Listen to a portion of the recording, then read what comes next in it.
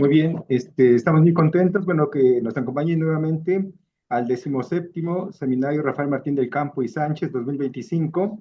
Este evento está organizado por el Laboratorio de Vertebrados de la Facultad de Ciencias de la UNAM y el Departamento de Biología Comparada. Y bueno, en esta ocasión tenemos este ciclo de conferencias que es muy interesante, es justamente sobre la restauración ecológica, la reintroducción de especies, el monitoreo de vertebrados, ¿no?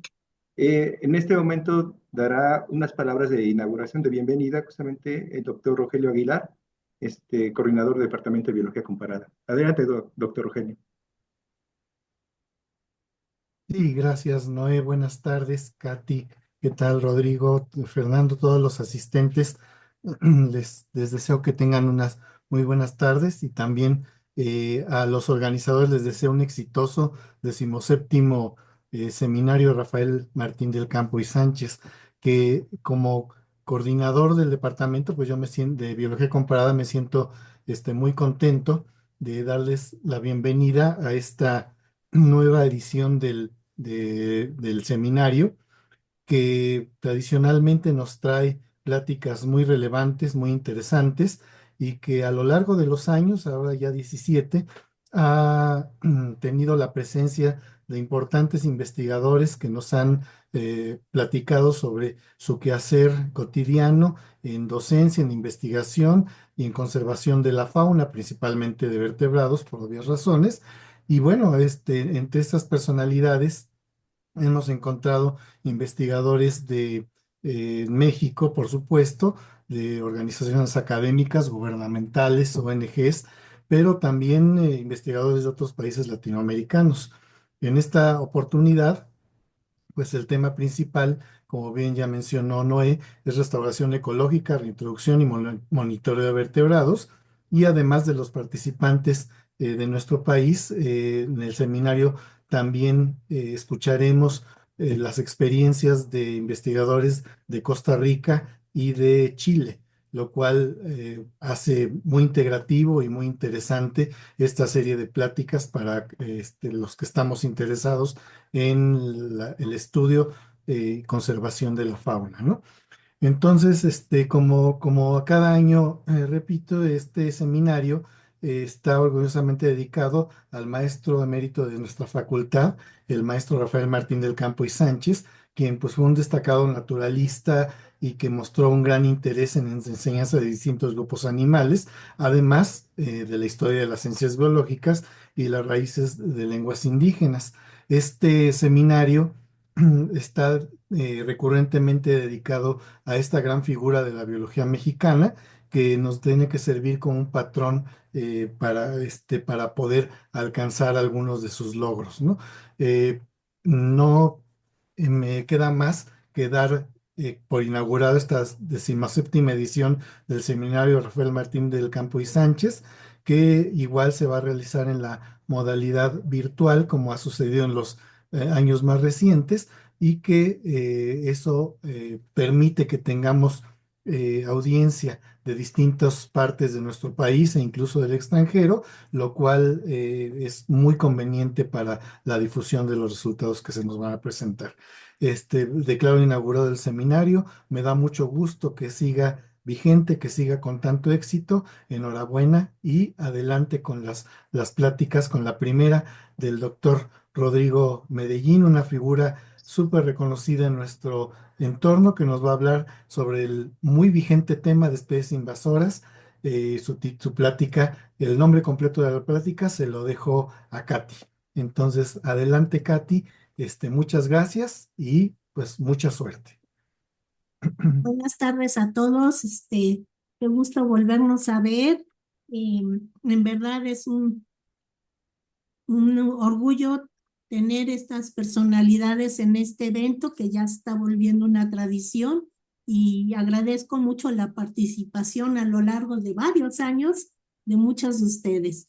Le damos la bienvenida al doctor Rodrigo Medellín, que es una figura que la mayoría conoce, investigador del Instituto de Ecología de la UNAM. Es presidente de varias sociedades nacionales e internacionales relacionadas con la conservación de la biología y de los murciélagos en particular. Ha dirigido numerosas tesis y producido más de 100 publicaciones, más de 170 publicaciones. Ha trabajado en el reconocimiento de distintos aspectos de la biología de las especies, sobre dieta, reproducción, migración, ecología. Trabajado también con el manejo de jaguares, borregos cimarrones, berrendos, entre otros. Ha redescubierto distintas especies que se creían extintas y recuperado algunas. Sus actividades lo han hecho presidir numerosas sociedades. Representa a México y Norteamérica en la Convención Internacional de Tráfico de Especies. Ha recibido distintos reconocimientos como el Premio Nacional de la Conservación de la Naturaleza y ha recibido el Premio Panda, como es conocido como el Oscar de los documentales de naturaleza, en lo cual destaca por su labor de difusión en la conservación de la naturaleza en general. Sin más preámbulos, le damos las gracias de antemano, Rodrigo, y te agradecemos la participación con la ponencia de restauración ecológica, perdón, de especies invasoras, sin pasaporte, la pesadilla y la esperanza. Te cedemos la palabra y muchas gracias por participar. Muchísimas gracias, Katy. Gracias, Noé. Gracias, Rogelio, por esta invitación. Siempre es un verdadero gusto poder estar en mi alma mater. Antes que nada, antes que ser investigador del Instituto de Ecología, antes que ser ningunos premios de nada, yo soy graduado de la Facultad de Ciencias y eso siempre me llena de orgullo. Es una institución que yo admiro muchísimo, a la que yo le agradezco muchísimo, no solamente por todo lo que yo pude aprender en el paso por la universidad y por la facultad, sino por la paciencia que me tuvieron. Muchos profesores lidiaron conmigo como alumno y la verdad es que no se los deseo a muchos otros porque sí era yo un estudiante muy difícil. Pero bueno, muchísimas gracias por esta oportunidad. Yo pensé que en esta ocasión sería bueno hablar un poco sobre un tema que es muy vigente, como bien dijo Katy, pero que no estamos trabajando suficiente en ello en México o en el mundo y que vamos a hacer un panorama general a lo largo de esta hora más o menos que voy a tener sobre el problema general que representan las especies exóticas invasoras, pero también sobre la esperanza que hay, las posibilidades, las tecnologías, las iniciativas que están en todo el mundo ya echadas a andar, incluyendo México, para controlar algunas de estas especies. Entonces, con esto voy a empezar a compartir mi pantalla y espero que ya puedan ustedes ver la primera diapositiva ya como proyectada, ¿no? Entonces, esta charla se llama Especies invasoras sin pasaporte, la pesadilla y la esperanza. Vamos empezando por definir lo que son las especies exóticas invasoras. Hay especies exóticas, hay especies invasoras y hay especies exóticas invasoras. Las especies exóticas son organismos que han sido introducidos por humanos directa o indirectamente a un ecosistema donde no son nativos de manera natural. Las especies invasoras son las especies exóticas que se han propagado por sí solas en el hábitat natural o seminatural, causando así un importante cambio en el hábitat y muchos daños ecológicos, económicos o sanitarios. Todos nosotros, los que estamos aquí, todos los mexicanos, tenemos alguna especie exótica en nuestra casa o en nuestro jardín. Ahí, bueno, pues todavía está bien, pero vamos a ver qué implica eso de tenerlos en la casa o el jardín.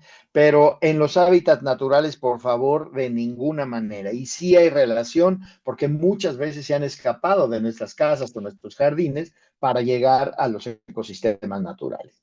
¿Cómo es que llegan estas especies a los ecosistemas naturales? Bueno, hay muchas maneras. Una de ellas es la introducción accidental, pero también hay introducciones intencionadas y propagaciones accidentales. Y luego también hay introducciones y propagaciones intencionadas, y de todos estos vamos a hablar de muchos casos para ilustrar con ejemplos. Efectivamente, el cambio del hábitat que es causado por el ser humano promueve esa expansión al área de distribución en donde no existían estas especies, ¿no? Dentro de la dispersión podemos ver introducciones accidentales como la rata común. Nadie quiso meter rata noruega o ratus ratus, etcétera, en ningún lugar del mundo, y sin embargo ahí están. Igualmente, la serpiente café arbórea, de la que vamos a hablar en detalle un poco más adelante, no es una especie que hayamos querido mover, y sin embargo allí está. Y por supuesto también las enfermedades como la viruela, el sarampión, la rabia, el moquillo, son exóticos que no han sido introducidos intencionalmente, sino más bien de manera accidental. Y como introducción deliberada podemos mencionar los ejemplos de las casuarinas, el árbol de Australia, que ha sido muy utilizado como cortavientos, sobre todo en las costas de México y del mundo. Hay muchas zonas de dunas en la costa de Veracruz, en donde las casuarinas juegan un papel muy importante para estabilizar esas dunas. Para el manejo de plagas se introdujo el sapo, la Rhinella marina, el sapo de la caña que le llaman en Australia, y no supieron el problemón en el que se metieron. Y por supuesto, constantemente estamos metiendo nosotros exóticas invasoras como mascotas, como gatos, como perros, etcétera, y también para alimentación de humanos, como los cerdos o las cabras. Quiero invitarlos a pensar en un momento qué tienen en común estos dos ejemplares que tenemos en la pantalla. Si estuviéramos en vivo, yo pediría manos levantadas, pero va a ser muy difícil y muy tardado el hacerlo así por Zoom. Entonces nos la vamos a ahorrar. Les voy a decir que del lado derecho está William Shakespeare y del lado izquierdo está el estornino común. Lo que tienen en común estos dos ejemplares es que los dos provienen originalmente del Reino Unido de la Gran Bretaña. Los dos son ingleses, pero además de eso resultó que los ingleses que establecieron las 13 colonias que después se convirtieron en los Estados Unidos, pues traían muy bien guardados los libros de William Shakespeare con ellos y los leían todo el tiempo. Y eso les dio mucha nostalgia porque Shakespeare tenía la particularidad de que en todos los libros de William Shakespeare, él siempre menciona a los estorninos, porque le gustaban mucho los estorninos, y eso causó que los entonces colonos dijeran, oye, pues vamos, extrañamos mucho a Shakespeare, extrañamos mucho a sus estorninos, pues vamos a meter a los estorninos. Y bolas que meten a los estorninos. Antes de 1850 solamente se habían introducido en Pensilvania. En 1872 ya estaban en Cincinnati, luego se fueron al estado de Maine. Luego, en 1890, ya metieron intencionalmente 40 parejas en 1890 a Central Park en Nueva York, y en 1891 otras 40 parejas en Central Park en Nueva York. Del lado derecho de la pantalla ustedes pueden ver cómo se fue expandiendo el área de distribución de los estorninos conforme las décadas avanzaban hasta 1926. Hoy, tristemente, les tengo que decir que ya los tenemos en México, ya los estorninos invadieron México también. Y claro, los estorninos son aves muy agresivas que lo que están haciendo es quitarles los sitios de anidación, incluso el alimento a muchas especies nativas de aves en México y en todos los lugares donde son introducidos, ¿no? ¿Por qué tienen las especies invasoras tanto éxito? Usualmente porque no tienen a los depredadores originales que tenían en sus áreas de distribución original y ni tampoco tienen a sus competidores. Además, la mayoría de las especies exóticas invasoras tienen tasas reproductivas muy altas, tiempos de generación muy cortos y son especies generalistas que se pueden adaptar a un montón de cosas, a un montón de ecosistemas, a un montón de condiciones.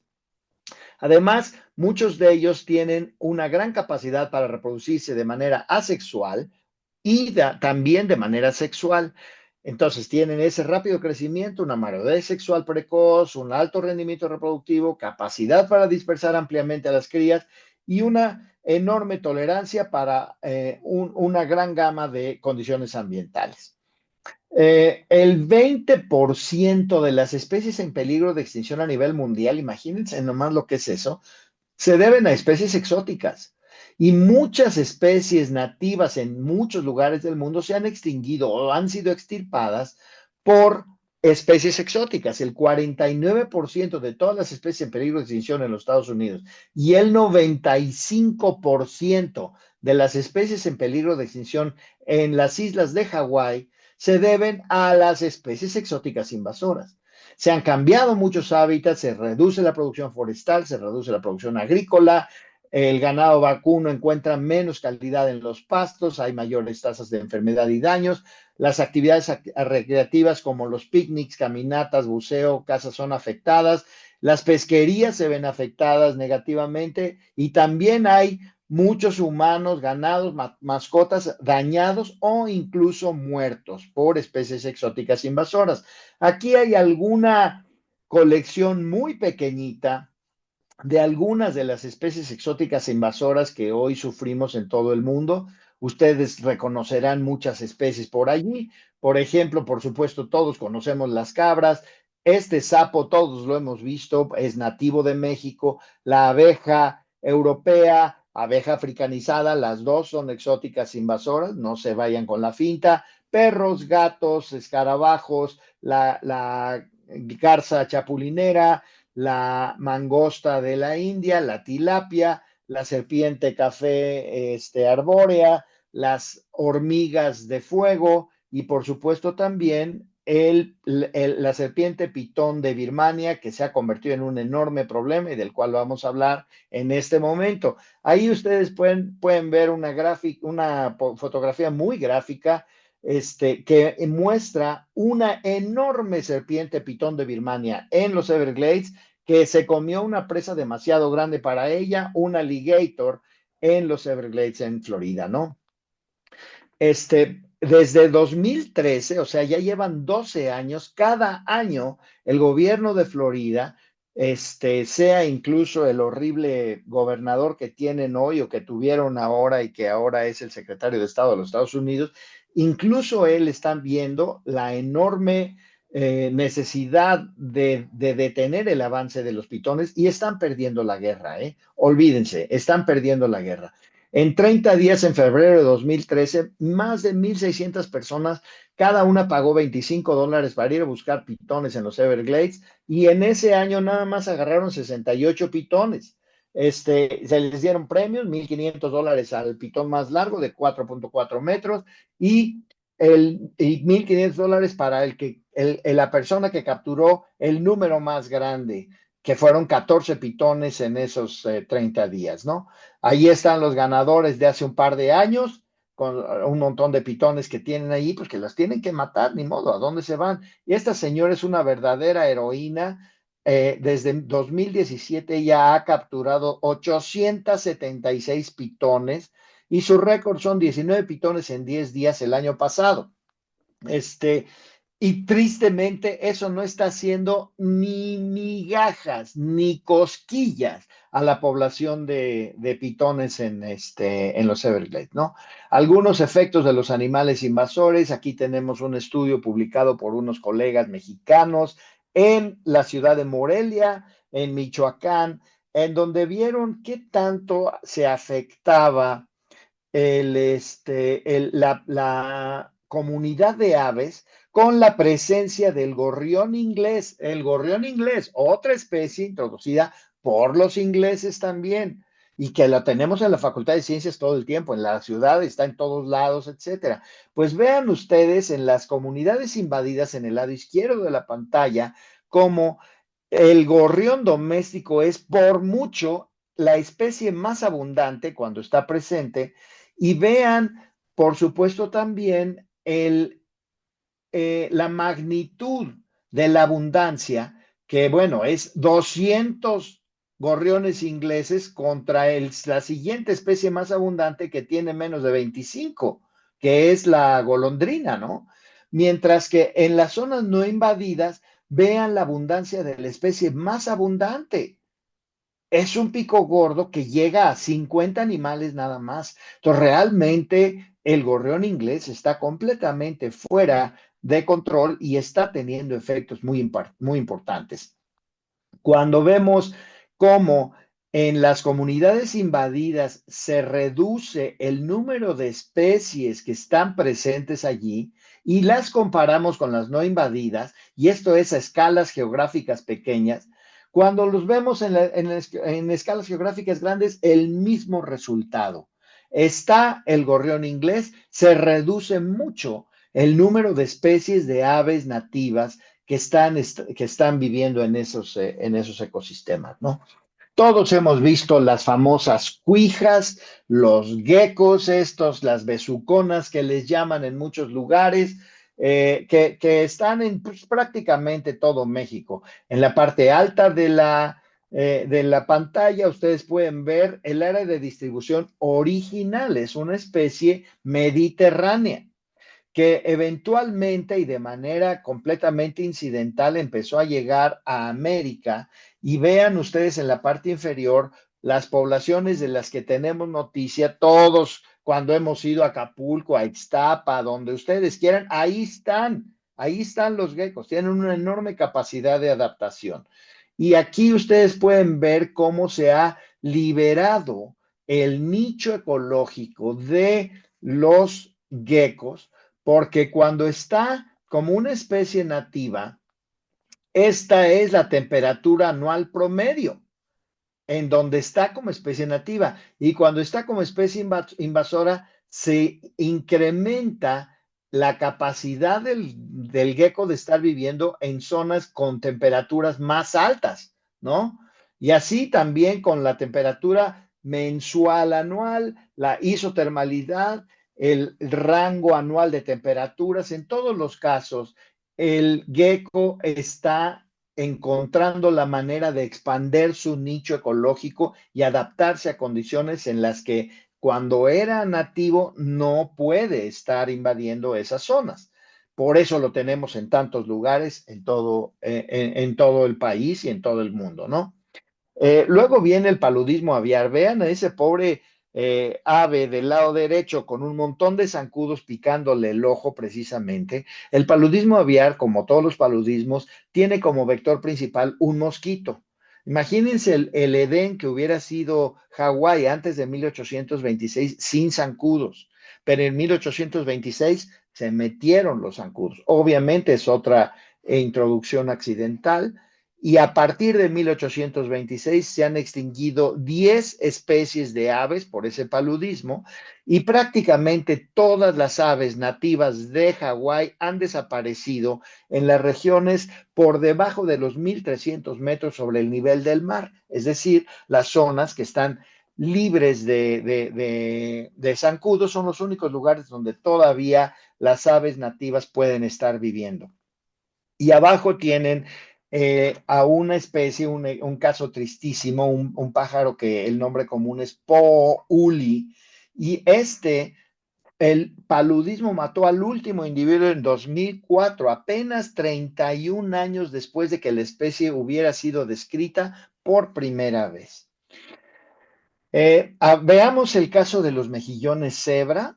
El mejillón cebra es un invertebrado, un mejillón tal cual, que llegó al oeste de Europa desde Rusia a fines de 1700, y a los grandes lagos llegó en 1988. Fue dispersado por agua de lastre, que si no saben lo que es el agua de lastre, bueno, no están solos, muy poca gente sabe. Aquí en México, incluso apenas hace 20 años, nos dimos cuenta del terrible problema que representa el agua de lastre, que es básicamente el agua que cuando un barco transatlántico de carga viene viene, por ejemplo, de Sudáfrica y viene a atracar a Veracruz, trae agua de lastre para balancearse. Y el agua de lastre venía de Sudáfrica. Cuando llega a Veracruz, suelta esa agua, carga, por ejemplo, coches, Volkswagen o lo que sea, y vuelve a cargar un poco de esa agua y se regresa a Sudáfrica y entonces estamos intercambiando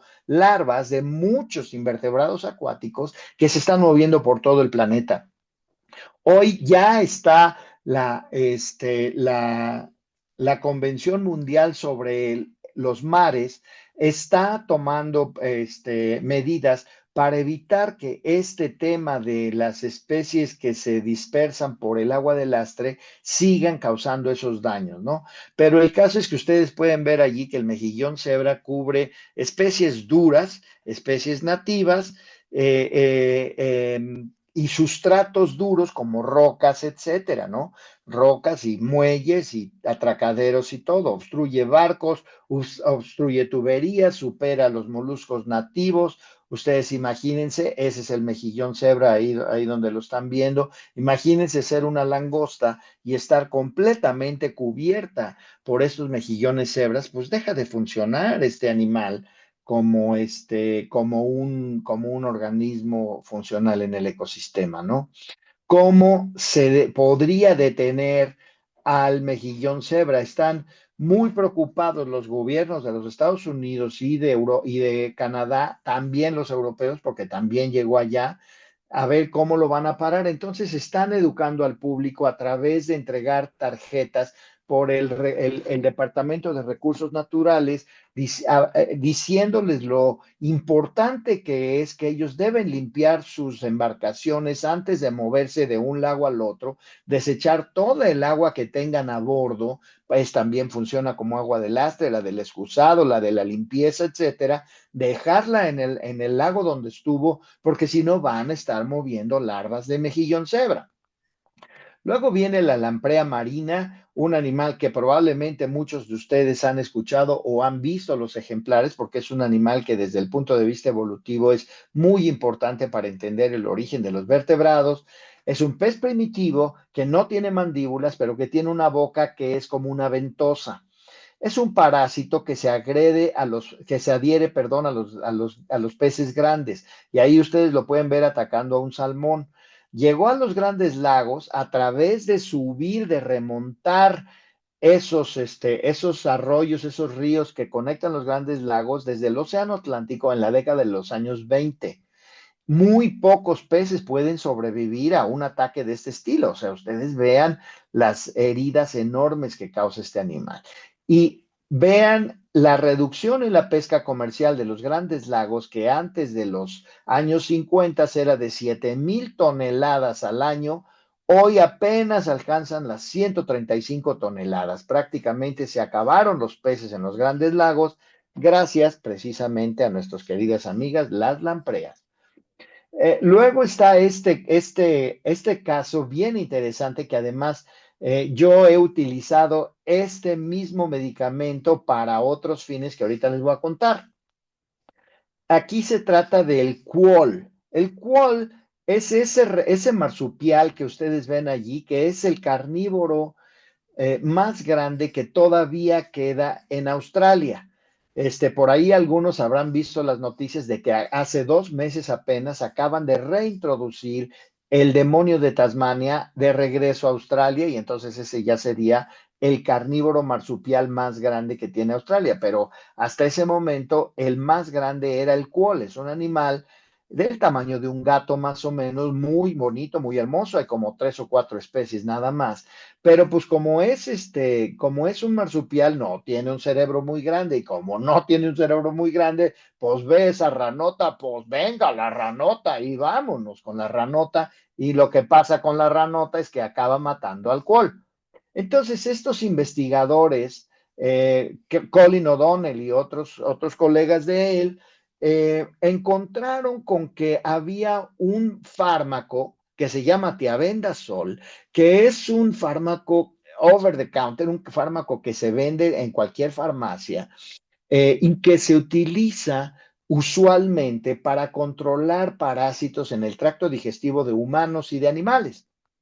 Pero encontraron que si se aplica una sobredosis de tiabendazol en los quolls o en cualquier otro animal, entonces el nervio vago de ese animal es entrenado para que rechace lo que comió con el tiabendazol. Piensen, por ejemplo, cuando en algún momento ustedes comieron un camarón y se enfermaron, y nada más pensar en comerse un camarón ya es una repulsión que sienten ustedes. Es exactamente el mismo efecto el que tiene el tiabendazol cuando lo utilizamos para esto. Entonces, lo que hicieron ellos es capturar un montón de quolls del medio silvestre, meterlos a cautiverio y alimentarlos con sapitos pequeños que no eran suficientemente grandes como para matar al quoll porque no tenían suficiente toxina, y ese sapito estaba lleno de tiabendazol. Los quolls se sintieron de la cachetada, les dio diarrea, todos somnolientos, etcétera, durante un día. Y al otro día que ya estaban recuperados, esos quolls con experiencia en sapos fueron liberados y no volvieron a tocar a los sapos. No volvieron a tocar a los sapos. Esto permitió entonces que tuvieran una herramienta para poder lograr que los quolls ya no atacaran a los sapos. Ahora, imagínense que hacerlo quoll por quoll por quoll, pues nunca van a acabar. Entonces, lo que acabaron haciendo, hay una chica que terminó su doctorado el año pasado, que le estuvo dando vueltas al asunto y lo que logró hacer fue salchichas de sapo aderezadas con tiabendazol. Y entonces ella captura un montón de sapos, los mata, los muele, los mete de esos estuches para salchichas propiamente, mezclándolo con tiabendazol. Y entonces ella se dedicó a regar esta salchicha que huele a sapo, que sabe a sapo, por todos lados en el territorio australiano. Y los resultados que todavía ella no ha publicado, ella terminó el año pasado, muestran que efectivamente los quolls están comiendo esa salchicha de sapo con tiabendazol y están dejando de atacar a los sapos, que son, por supuesto, exóticos invasores y que vienen de México, damas y caballeros, ¿no? Bueno, resulta que este estudio me dio a mí la idea de utilizar este tiabendazol para un tema que es completamente independiente de especies exóticas invasoras, para un tema que es muy relevante desde el punto de vista de la conservación. Y estamos hablando de la conservación de los jaguares. Lo que estamos haciendo es usar el tiabendazol para implementar una técnica que se llama condicionamiento aversivo del gusto. Lo que estamos haciendo, y ya lo publicamos el año pasado, es que empezamos hace 5 años con un jaguar que estaba en Cancún, en las afueras de Cancún, comiéndose a los perros que llegaban al basurero municipal. Y la gente local empezó a decir, vamos a matar a ese jaguar porque no queremos que nos coma los perros, que no nos toque a los perros, que no nos toque a los perros. Entonces, la doctora Ivonne Cassein de mi laboratorio se fue para allá, esperó a que el jaguar matara un perro muy grande que no acabó de comerse en una noche. Al día siguiente ella llegó y le puso tiabendazol al resto del perro. Esa noche llegó el jaguar y adivinen qué, se comió el perro con tiabendazol y desde hace 5 años este jaguar no toca un perro. No toca un perro. Esto lo replicamos con otros 6 jaguares en todo México, unos que estaban metidos en problemas por atacar ganado, otros por atacar cabras, otros por atacar borregos, y hasta la fecha los 7 jaguares que hemos avertido contra la presa que los estaba metiendo en problemas, ya no están atacándola. Entonces quiere decir que puede haber una posibilidad de proteger a los grandes gatos usando este tiabendazol, y esto fue lo que me dio la idea. Bueno, continuamos entonces con el siguiente ejemplo de especies exóticas invasoras Todas, ya veo a muchas personas que están en la audiencia ahorita viendo esos gatitos y diciendo, ay, qué lindos, míralos tan hermosos que son, ay, qué bonitos los gatitos. Bueno, estos gatitos lindos y hermosos, vean un solo gato en una sola semana mató a más de 100 murciélagos, una especie en peligro de extinción en Europa, hasta que finalmente lo atraparon. Y esto no queda allí. Simplemente en los Estados Unidos, los gatos están matando del orden de 1.400.000 hasta 3.700.000 aves en un año y de 7 a 20 millones de mamíferos en un solo año. Imagínense nada más lo que quiere decir eso. Es una mortalidad terrible que ni los mamíferos ni las aves lo pueden aguantar sin ayuda, ¿no? Además, el 89% de los gatos no tienen dueño. Por favor, no dejen que sus gatos anden solitos por allí y definitivamente no permitan que haya gatos asilvestrados en el parque de la esquina o en la casa de la abuelita o en donde sea. Les pido por favor que le pongan un cascabel alrededor del cuello a su gato si es que su gato sale de su casa, para darles un poco de ventaja a los pájaros locales, los murciélagos que de repente aparecen por allí, etcétera. Es muy importante que todos pongamos nuestro granito de arena y reducir un poco la enorme depredación completamente antinatural causada por los gatos sobre las poblaciones nativas de pequeños vertebrados. Luego vean esto. Esta es una interacción entre dos especies exóticas invasoras. Es en las Islas Marianas, en el Pacífico. La isla Sarigán tenía una enorme población de cabras, pero también tenían una enredadera exótica invasora que se llama kudzu.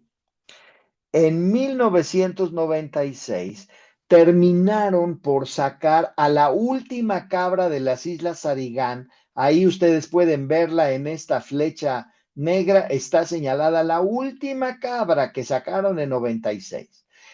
3 años después, apenas 3 años después, el kudzu, la enredadera, se adueñó de la isla, se adueñó por completo de la isla. Y eso causó que tuvieran que reintroducir las cabras, entonces irlas matando poco a poquito y luego y luego y luego para ir bajando a las dos especies al mismo tiempo. Algo parecido le pasó a mi querido amigo y colega del Instituto de Ecología, el doctor Hugh Drummond, que trabaja con los bobos de patas azules en la isla Isabel en el Pacífico, frente a las costas de Nayarit, porque ahí tenían a dos especies invasoras, gatos y ratas. Y lo que sucedió es que Hugh dijo, bueno, pues vamos a quitar a los gatos. Quitaron a los gatos y las ratas se fueron para arriba y las ratas empezaron a comerse a los pollos de los pájaros bobos. Luego dijeron, no, vamos a meter a los gatos y a quitar las ratas. Pues quitaron las ratas y los gatos empezaron a comerse a los pollos de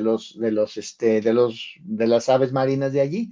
Acabaron teniendo que quitar a las dos al mismo tiempo y hoy la isla Isabel está completamente libre de esas dos especies exóticas invasoras, ¿no? Pero después de una enorme y muy costosa lección de cómo se deben controlar a las especies exóticas invasoras, ¿no?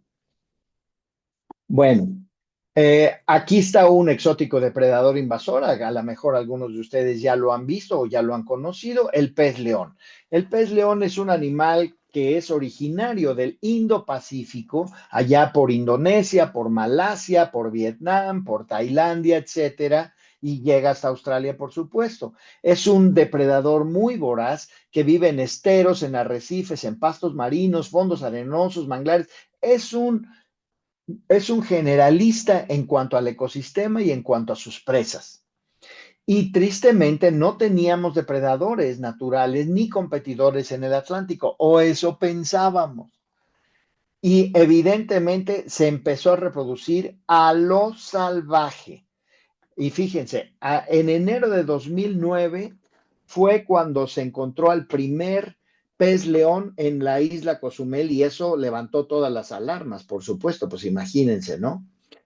El ADN, los estudios genéticos muestran que solamente 3 hembras de pez león fueron las que invadieron el Caribe. Y aquí ustedes pueden ver el proceso de invasión. Fue visto por primera vez en 1992 en la península de Florida.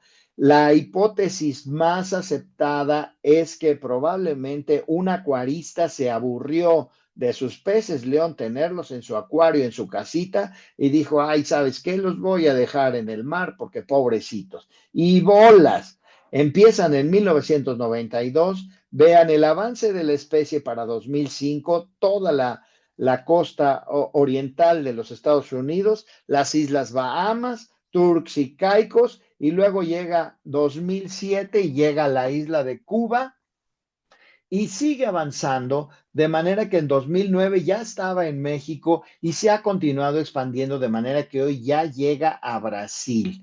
Y está muy serio el tema porque hay muchísimos peces león en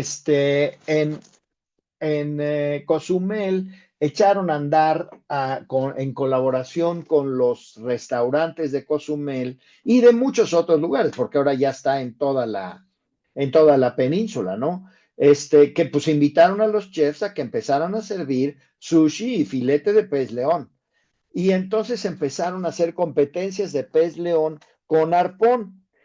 En enero de 2010, primero entraron unos buzos para hacer censos de pez león en Cozumel. Luego echaron a andar este programa de competencias de pez león. En una semana sacaron 700 peces león.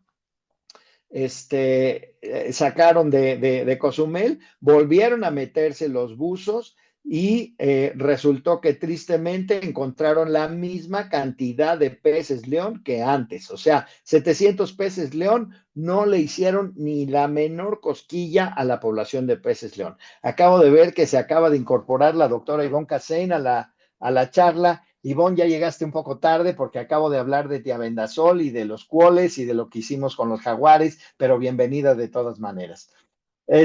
Bueno, están con la Semana del Mar en toda la península de Yucatán. Hay un programa de prevención y control. Yo lo que les pido es que por favor se incorporen a la lucha y hagan lo propio. Yo ahí me estoy comiendo mi filete de pez león como debe ser. Los invito a que lo prueben. Es un pez, sí, venenoso en el sentido de que tiene espinas que cuando te pican te causa un dolor espantosísimo, pero los pescadores y los chefs ya lo saben manejar y la carne es muy sabrosa, muy blanca, como pueden ver ahí. Bueno, vámonos a ver el caso de los cerdos en las Islas Galápagos. Aquí, como ustedes saben, pues los cerdos se metieron para alimentar a los seres humanos y ustedes pueden ver aquí el número de cerdos muertos desde 1974 hasta el año 2000 y el esfuerzo de cazadores por día. Al principio, pues el esfuerzo de los cazadores era relativamente bajo, ¿no? Pero luego en los fines de los 80s, principios de los 90s, metieron un montón de esfuerzo de cazadores y vean cómo efectivamente se redujo la población de cerdos, el número de cerdos muertos se redujo muchísimo y luego fortalecieron ese programa con un programa concurrente de envenenamiento con 1080, uno de los venenos más agresivos creados por el ser humano, y con warfarina. Y entre el esfuerzo de los cazadores, que vean el enorme esfuerzo hacia los años 2000 de los cazadores y los esfuerzos de envenenamiento, finalmente lograron erradicar a los cerdos. El último cerdo murió en 2001 y desde entonces la isla Santiago en Galápagos está completamente libre de cerdos, lo cual es un gran triunfo, pero carísimo porque fueron décadas de este esfuerzo, ¿no? Aquí ustedes pueden ver una tabla con las islas más grandes en donde la erradicación se ha logrado para 14 especies de mamíferos introducidos. Hay casos, por ejemplo, la zorra ártica que fue introducida en la isla Attu en Alaska, el tamaño de la isla, el método utilizado, cacería y trampas, eliminaron aproximadamente 373 zorras árticas.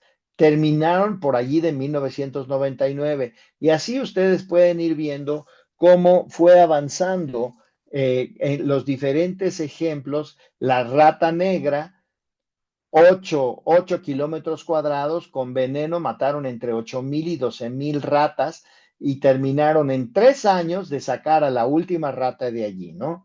Los possums, que son unos marsupiales nativos de Australia, los metieron en Nueva Zelanda para utilizar la piel y se convirtieron en un problemón terrible. Hoy por hoy, el gobierno de Nueva Zelanda, no sé si vieron las noticias, la semana pasada declararon una guerra absoluta a todas las especies exóticas invasoras.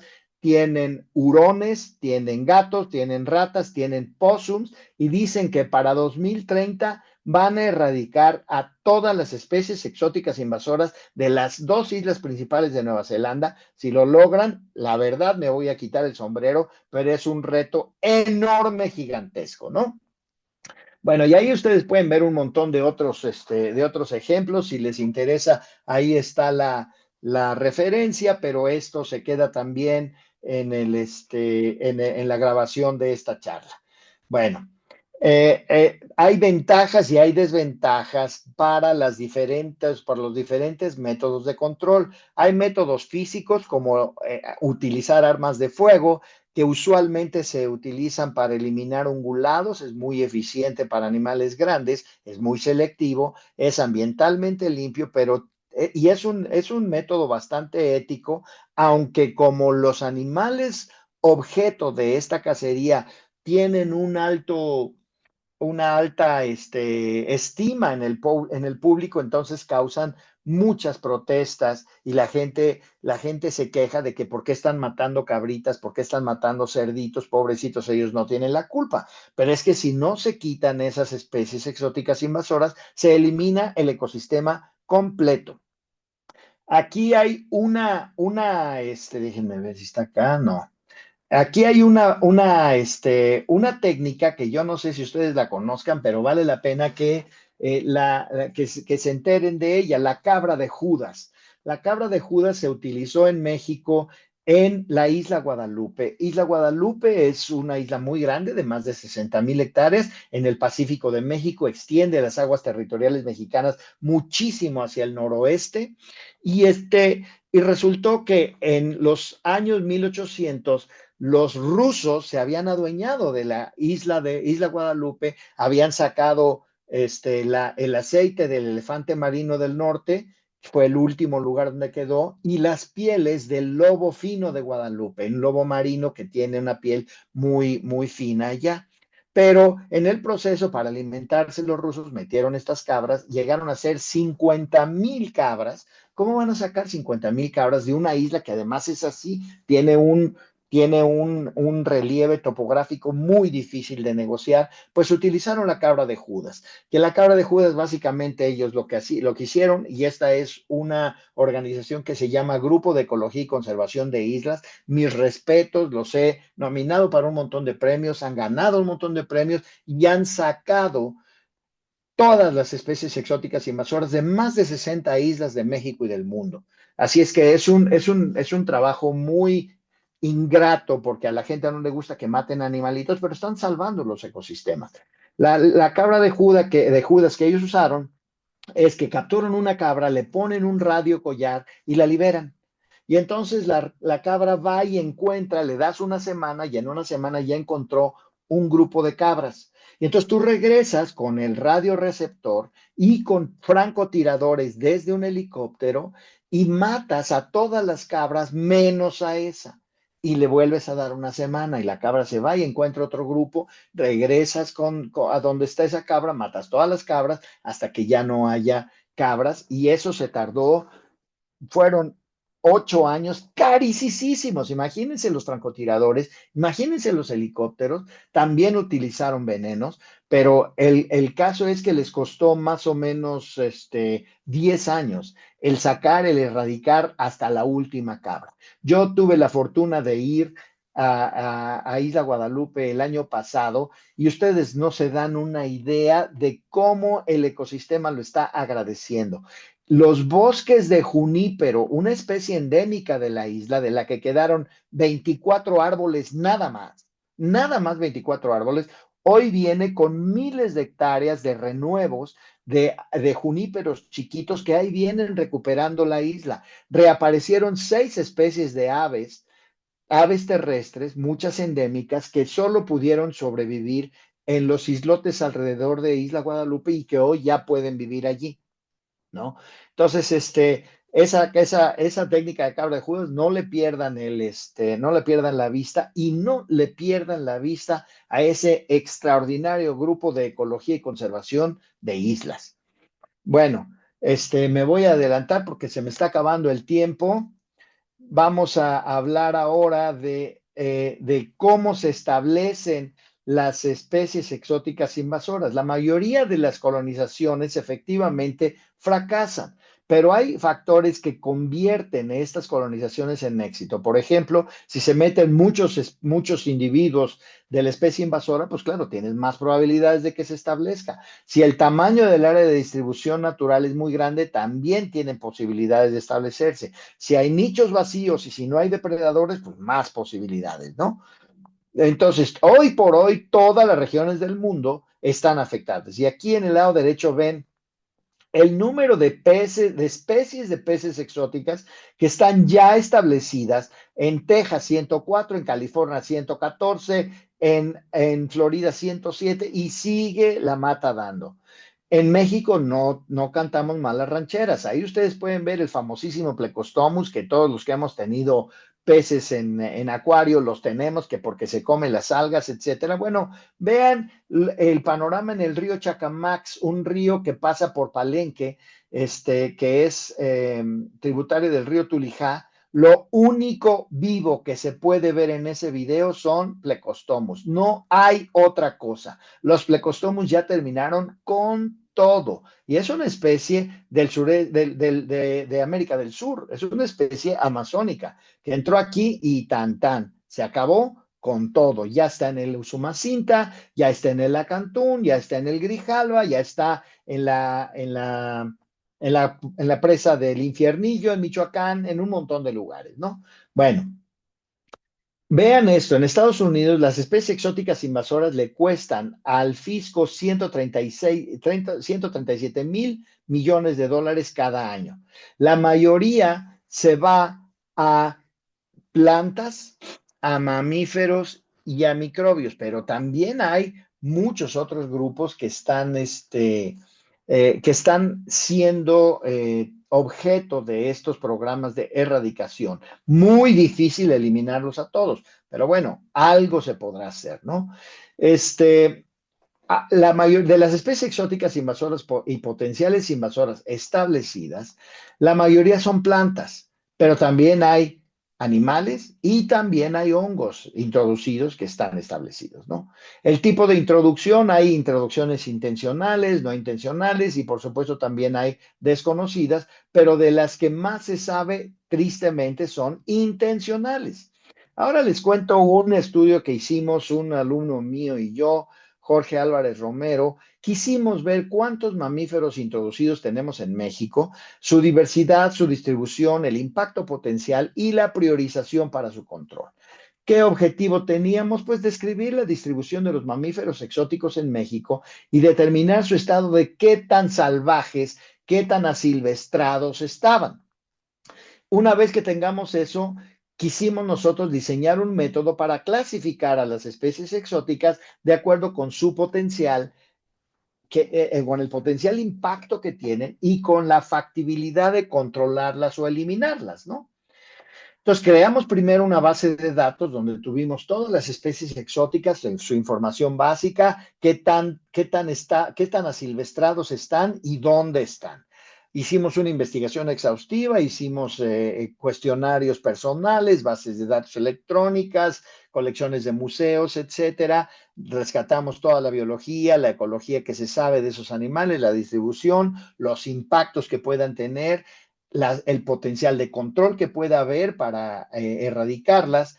Y entonces clasificamos a esas especies sobre la base de factores biológicos, ecológicos y sociales que afectan el control, con 2 segmentos independientes, 3 niveles cada uno. Uno es el control, la capacidad de controlarlos, y otra es el impacto que puedan tener de 0 a 3. Y va a haber, pensamos que habría una correlación entre impacto y control, y entonces preparamos una gráfica de prioridades con la prioridad 1, 2, 3 y 4 que ahorita vamos a ver.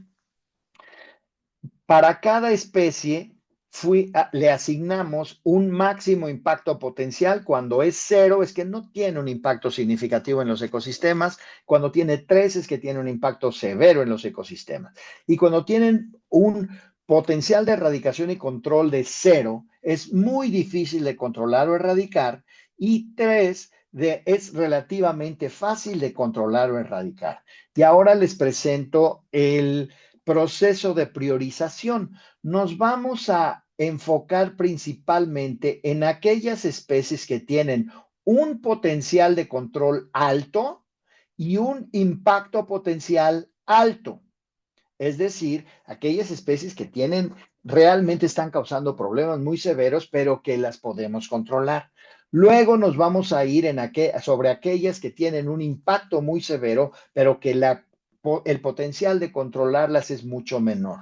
Luego vamos a pasar a aquellas que tienen un potencial de control muy alto, pero su impacto ya es menor. Y finalmente vamos a dejar al último aquellas especies que tienen un impacto potencial bajo y un potencial de control también bajo.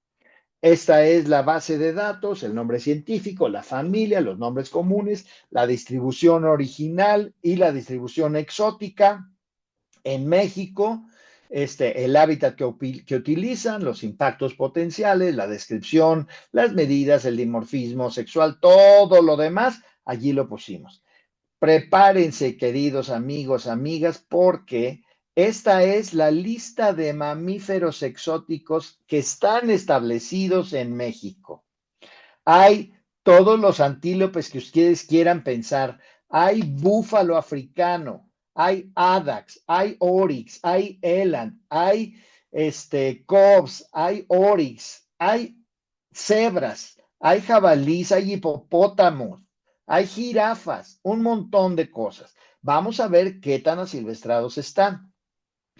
Pero aquí ustedes pueden ver que de artiodáctilos tenemos 42 especies, de primates tenemos una especie que a lo mejor ustedes ya la vieron allá en Catemaco. De carnívoros tenemos 2, el perro y el gato. Perisodáctilos tenemos 5, asnos, caballos, cebras, etcétera. Roedores tenemos 5, lagomorfos tenemos 1. Y aquí están, ¿qué tan salvajes están?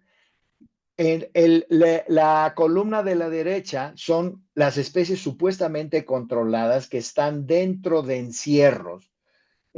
Pero esos encierros, tristemente, tenemos las observaciones de que muchas veces dejan salir a los animales, ¿no? Luego están los ferales, luego están los salvajes de plano y luego están los comensales que dependen de los seres humanos para subsistir. Ahora vean esto.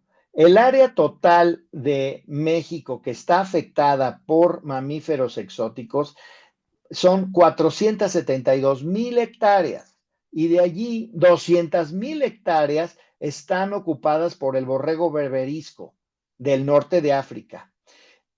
160,000 están ocupadas por el ciervo axis de Europa. El muflón ocupa 127,000, 130,000 especies. El antílope negro de la India cubre 130,000 hectáreas. Ustedes pueden ver allí que realmente estamos invadidos de especies exóticas invasoras. Aquí tenemos el número de UMAS que tienen a estas especies exóticas, que dicho de otro modo nos puede servir como indicador de cuántas poblaciones tenemos de ciervo axis, de antílope negro, de gamos, de borrego berberisco, de ciervo rojo, de ciervo japonés, de muflones, etcétera. Y ustedes pueden ver que hay desde el ciervo axis, que tiene 47 poblaciones en México, hasta el jabalí, que tiene 10 poblaciones en México y se están expandiendo, ¿no? Luego vean el número de especies exóticas por UMAS en diferentes estados. Coahuila tiene 40 especies exóticas, luego Nuevo León tiene 35 y así nos vamos yendo para abajo.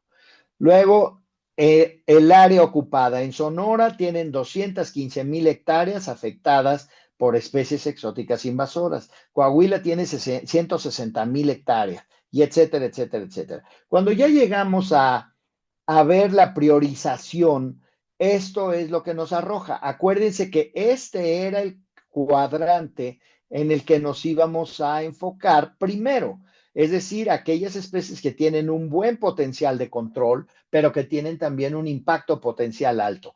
La rata noruega, la rata común, la cabra doméstica, el perro, y luego viene este animal, el gato, que está en medio entre el potencial de control fácil y difícil, y el jabalí. Y luego vienen los ciervos de diferentes tipos, el ratón de caza, etcétera, etcétera, etcétera. Y luego sí vamos a tener un montón de especies acá que no nos deben afectar, no nos deben preocupar por el momento, pero sí es importante echar a andar una campaña que ya afortunadamente la gente de este GESI, Grupo de Ecología y Conservación de Islas, y el gobierno mexicano están haciendo grupo para lograr resolver estos problemas en la mayor cantidad de los casos posible, ¿no?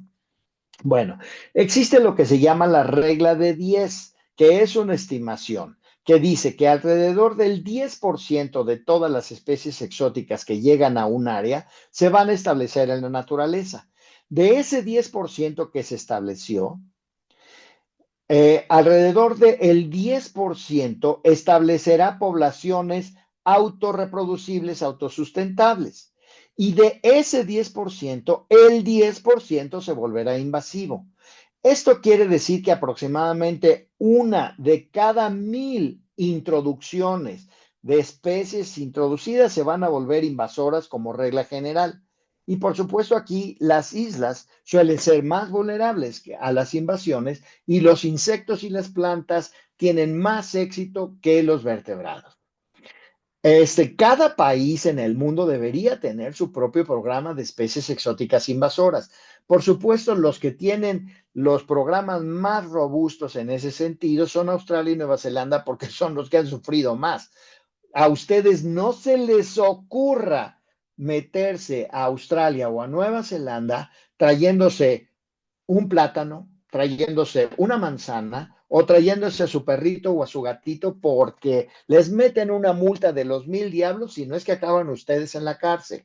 Hace unos años agarraron al famosísimo actor Brad Pitt. El angelito quería meter a escondidas a su perrito y lo cacharon y le metieron una multa de $200,000 y además, como es Brad Pitt, lo obligaron a hacer spots en la televisión de Australia diciendo no traigan a sus animales a Australia, no son bienvenidos los animales aquí.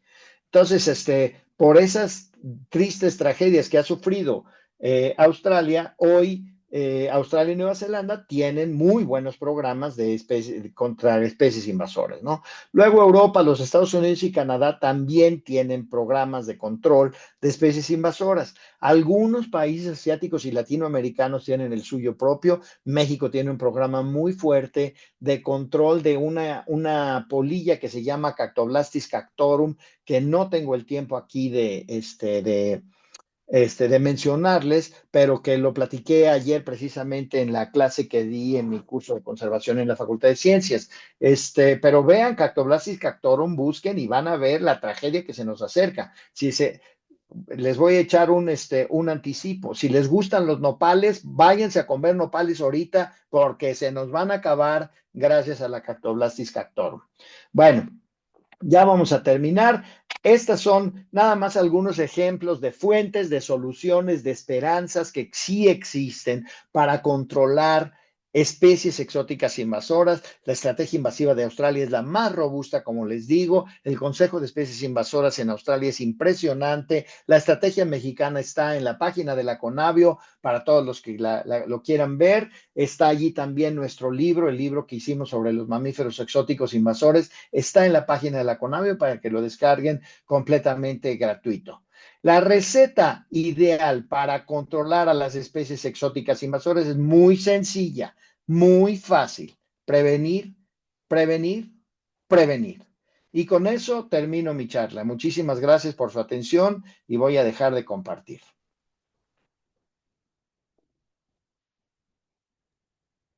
Sí, muchas gracias, Rodrigo, por esta tan interesante e importante conferencia que nos has brindado.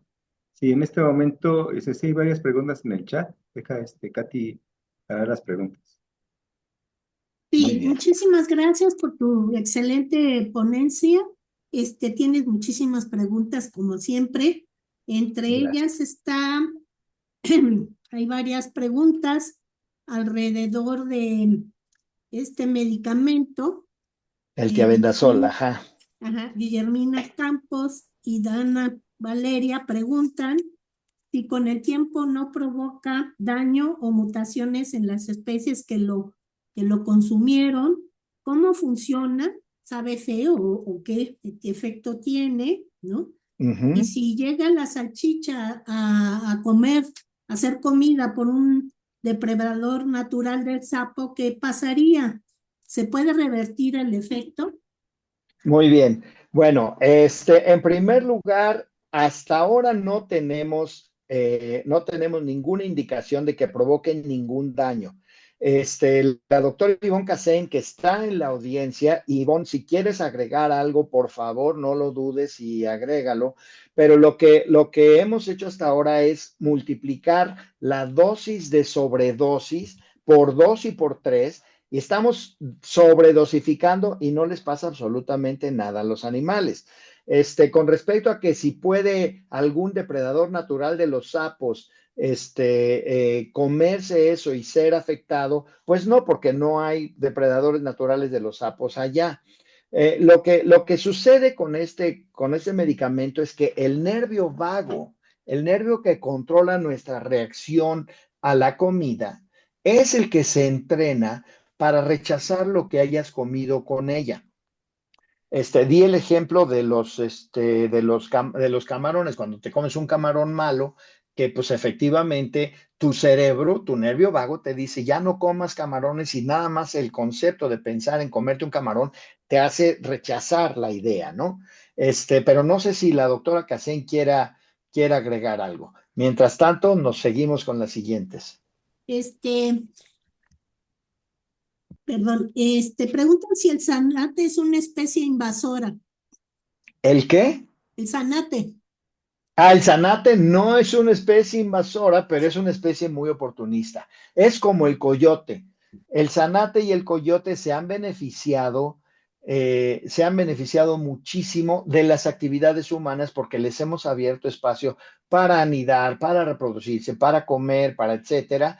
Y hoy por hoy, yo me acuerdo todavía cuando yo empezaba a trabajar ahí en la Selva Lacandona en 1980, como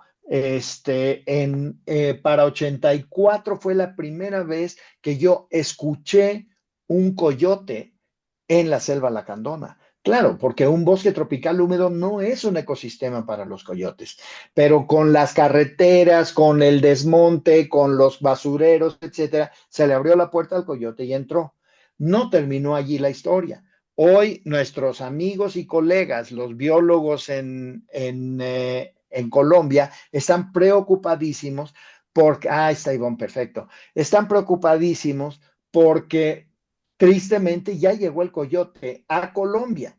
Todo Sudamérica tiene como 6 o 7 especies de zorros que son los adaptados a vivir allá, pero el coyote se los va a llevar de corbata. Entonces, allá sí es exótica invasora. Acá el zanate, pues es una especie nada más oportunista, ¿no? Está utilizando las oportunidades que se le abrieron. A ver, Ivonne, cuéntanos un poquito más del tiabendazol. Nada más rapidísimo, de lo que sí hacemos es tomar en cuenta la dosis letal también, y la dosis letal que está establecida para el tiabendazol es alrededor de 1500 miligramos por kilogramo, y nosotros andamos utilizando, por ejemplo, para el jaguar 400 miligramos por kilogramo. Entonces, pues tenemos un buen margen y eso es lo que nos permite estar seguros de que no le pase nada. Gracias, doctora. Excelente. Mil gracias, Ivonne. Qué gusto verte. Gracias. María de los Dolores Pérez pregunta si en algún momento puede causarle la muerte a un jaguar y si no pueden cazar otra cosa. Bueno, esto ya lo contestó la doctora Cassein, así es que lo vamos a dejar, pero con respecto a si no pueden cazar otra cosa, este mismo proceso y conste que no estamos hablando de especies exóticas invasoras, estamos hablando de una técnica que rescatamos de un estudio de especies exóticas invasoras para meterlo a conservación. Hace año y medio estuve en Kirguistán, en Asia Central, porque querían establecer el uso del tiabendazol para controlar el conflicto entre los leopardos de las nieves que estaban atacando cabras, y se estaban metiendo en problemas con la gente allí. Lo que sucedió es que en Kirguistán, en esa zona, la dieta del leopardo de las nieves es más o menos 80% cabras nativas, cabras domésticas, lo cual quiere decir que no le podemos cerrar esa puerta. Entonces, ahorita estamos trabajando en subir las poblaciones de el borrego azul, que es la presa más importante del leopardo de las nieves allá, para que cuando estén arriba, entonces metemos tiabendazol y evitamos que los leopardos de las nieves se metan en problemas. Creo que Ivonne, ¿quieres decir algo más o tienes tu mano arriba todavía? Perdón, la dejé arriba. Ahí va. Ok. Laura Ramírez por ahí, creo. Sí, hola, ¿qué tal? Buena tarde. Gracias, doctor, por sus comentarios, por su excelente presentación. Gracias. A mí me hace mucho ruido, por ejemplo, me ha tocado ver algunos proyectos de restauración de hábitats en donde, por ejemplo, erradican grandes hectáreas de tabaquillo, que es también otra planta que es invasora muy importante. Y en algunos estudios que hemos hecho de monitoreo de colibrís, vemos que, bueno, se quita el tabaquillo, se quitan esas grandes hectáreas de tabaquillo, y entonces llegan los colibríes migratorios y ya no encuentran qué comer, ¿no? Entonces, ¿cuáles son esas medidas de mitigación, digamos, que por un lado están teniendo esta gran bandera de erradicación de especies exóticas, pero cómo compensar, digamos, esos servicios que al final las plantas están brindando, ¿no? Porque, pues si bien ya escuchamos todos los estragos que generan, de cierta manera también están brindando un servicio a otras especies y están dentro de esa misma red y dentro de esa misma, digamos, telaraña de relaciones entre especies, ¿no? Entonces, desde su opinión, ¿cuál sería esa medida de mitigación o si ya han hecho cosas al respecto? Gracias. Buenísima tu pregunta, Laura. Aquí la única respuesta es, y que esto es muy importante para cualquier problema en conservación o en biología que tengan, aplicar el sentido común. Y tristemente el sentido común es el menos común de los sentidos en los seres humanos, ¿no? Pero en este caso, lo que se me ocurre es crear una conciencia de jardines de polinizadores, como lo que hace la doctora Coro Arismendi allá en Iztacala y lo que está haciendo el gobierno de la Ciudad de México durante ya los últimos 5 o 6 años, en donde se plantan especies nativas para que efectivamente los colibríes polinizadores puedan tener su alimento y eliminar el tabaquillo. Ahora, te quiero recomendar, buena suerte con sacar el tabaquillo porque es súper difícil, súper terco, pero además también tengo que decir que eso sí me queda lejos de mi expertise, de mi conocimiento. Yo no trabajo con colibríes, sí trabajo con especies exóticas, pero no con plantas. Entonces, este es un tema que hay que seguirle empujando, Laura. Yo creo que es muy importante tu pregunta y ojalá y podamos encontrar entre todos una solución a este problema, ¿no? De acuerdo, muchísimas gracias. Con Gracias, gusto. Laura, por tu comentario. Emiliano y María del Carmen Miñana preguntan lo relacionado con el problema de los entusiastas del ambiente o animalistas que generalmente ignoran el conocimiento y suelen entorpecer las medidas. ¿Qué estrategias podrían hacerse para evitar estos discursos, no? Buenísima la pregunta, buenísima la pregunta. Cuando yo quise nominar al Grupo de Ecología y Conservación de Islas al premio Volkswagen, primero ellos me dijeron, no, hombre, ¿qué te pasa? Nosotros lo que queremos es pasar completamente inadvertidos y que nadie nos vea y que nadie nos busque y que nadie nos nada. Porque en cuanto ven que estamos matando gatitos y perritos y cabritas y ratitas y ratoncitos, se nos vienen encima. Entonces le dije, bueno, vamos a hacer una campaña de educación del público para explicarles lo importante que es controlar esto. No se acaba allí, pero gracias a una campaña que hicimos, eso hace 10 años más o menos, lograron ganar ese premio. Luego los nominé para el premio Huitle y lo acaban de ganar hace 2 años. Los nominé para un premio National Geographic, lo ganaron también. Está creciendo la conciencia de la gente, pero eso no quiere decir que ya se resolvió. A mí me pasó hace muchos años también en Chapultepec, en donde nos había contratado la Secretaría de Medio Ambiente en esos años para controlar las poblaciones de perros y gatos que estaban en el bosque de Chapultepec. Pues poníamos nuestras trampas Tomahawk allí con pollo allá adentro, cebadas, etcétera, y de repente nos encontrábamos con que había pollo afuera de las trampas, ¿no? Y decíamos, ¿cómo es que están poniendo pollo afuera de las trampas? Hasta que llegaron unas señoras de esas que van a correr a Chapultepec, muy emperifolladas, no quiero decir ni de dónde ni qué, pero eran señoras claramente de mucho dinero que se dedicaron a insultarnos y a decirnos que cómo se nos ocurría tocar a sus perritos, que eran sus perritos, que quién sabe qué.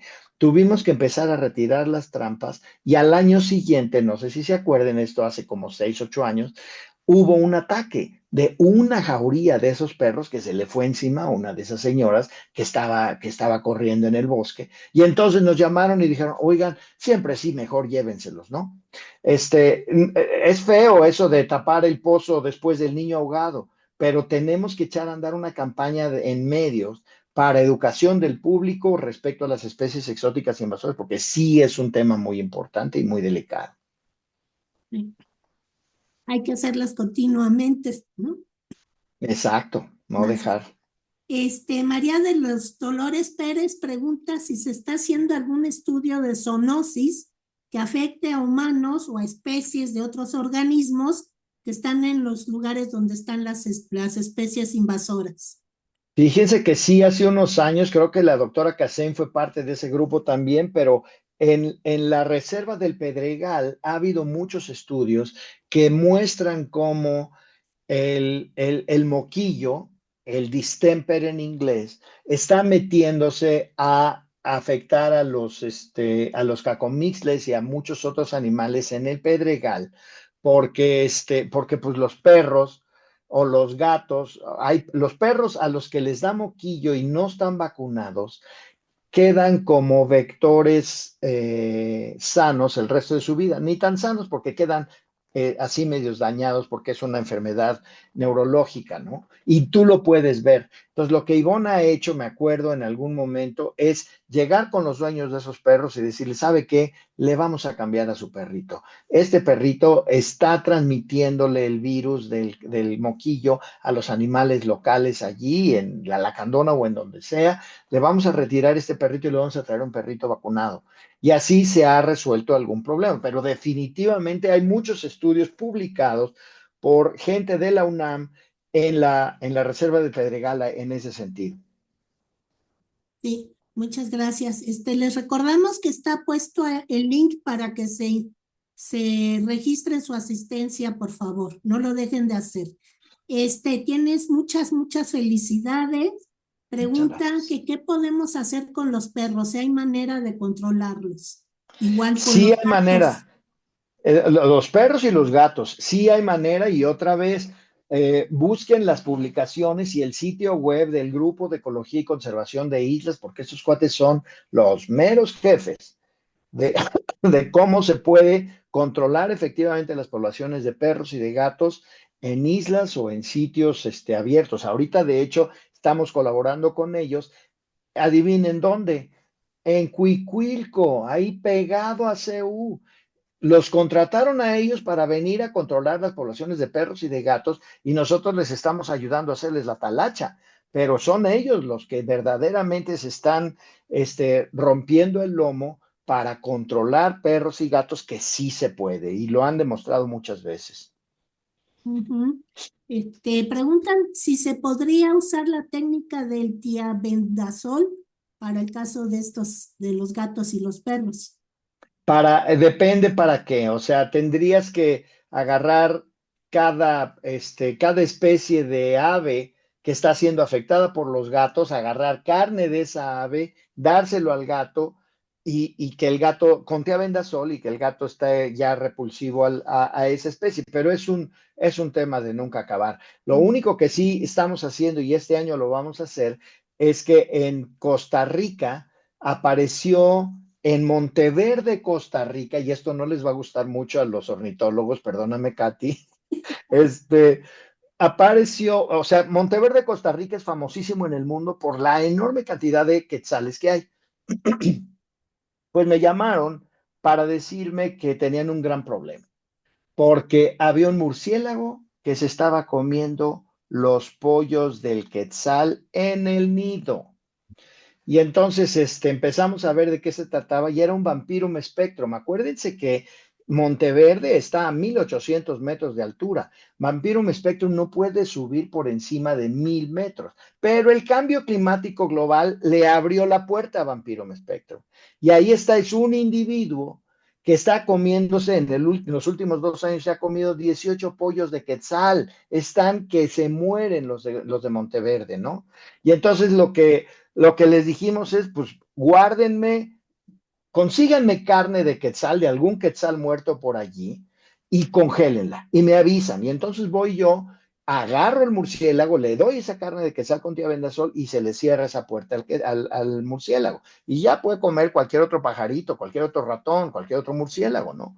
Pero sí está caramba ese tema, pero sí se puede para algunas especies. Para los cánidos es mucho más difícil. O sea, me decían los de la CONAM, oye, ¿y si hacemos esto del condicionamiento aversivo con los lobos no va a funcionar porque los lobos andan en manada y tendrías que asegurar que cada miembro de la manada pudiera acceder a la sobredosis que la doctora Cassén ya mencionó. Y eso está re difícil. Se puede hacer con gatos porque son solitarios, pero con perros está re difícil. María de los Dolores Pérez pregunta, ¿cómo saben si el efecto del medicamento será definitivo en cuanto a rechazar lo que depreda o si en algún momento ya no funciona? Buenísima pregunta y estamos en el proceso de documentar eso. O sea, hasta ahorita, hasta donde tenemos conocimiento, estos animales no se han convertido en otro problema.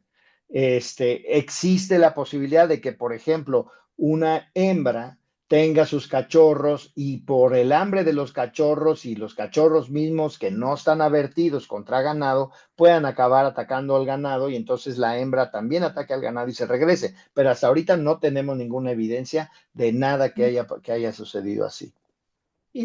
Doctor, si pudiera ponernos su correo por si hay alguien que tenga interés en comunicarse con usted.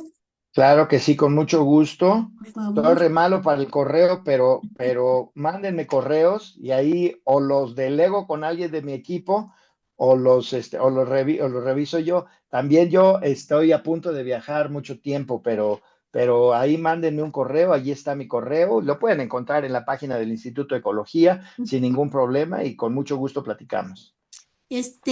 Carlos Emiliano pregunta que hablando de animales ferales, él se acuerda haber leído una técnica de vacunación a perros ferales con cerbatana en India.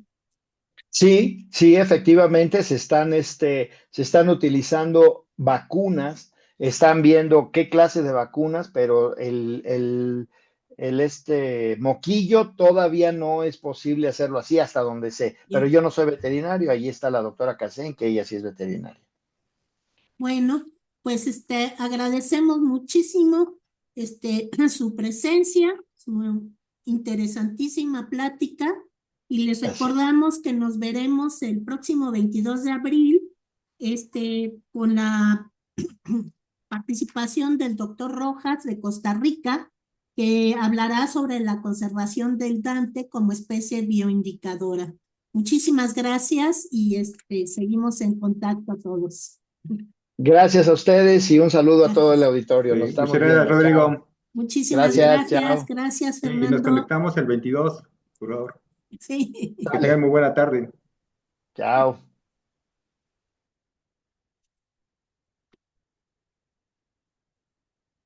Cuídate, Joaquín. Ya se fue. Hola.